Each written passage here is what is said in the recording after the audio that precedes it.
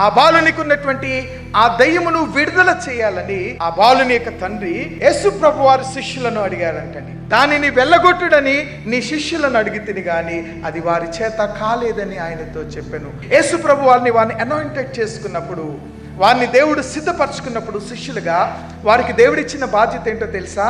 వారికి దేవుడు ప్రకటించే బాధ్యతనిచ్చాడు, అధికారం అనే బాధ్యతనిచ్చాడు, దెయ్యములను వెలగొట్టే బాధ్యతనిచ్చాడు, సువార్తను ప్రకటించమన్నాడు.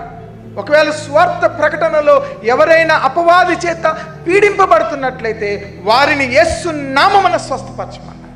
ప్రాథమికముగా శిష్యులకు దేవుడు ఎన్నుకున్నప్పుడు ఇచ్చినటువంటి బాధ్యతగా మనం జ్ఞాపకం చేసుకున్నాం.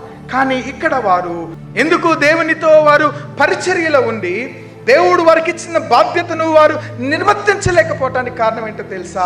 వారిలో అవిశ్వాసం అనేది ప్రస్ఫుటముగా కనబడుతుంది అక్కడ. కనుక శిష్యులు ఇప్పుడు ఏం కోల్పోయారు? శక్తిని కోల్పోయారు. అపవాదిని వాళ్ళ నుండి తొలగించే శక్తిని వారు కోల్పోయినట్లుగా మనం చూస్తున్నాం. నేడు చాలా మంది ప్రియమైనటువంటి దేవులారా ఈ శిష్యుల మాదిరిగానే అవిశ్వాసంలో ఉండిపోతున్నాం.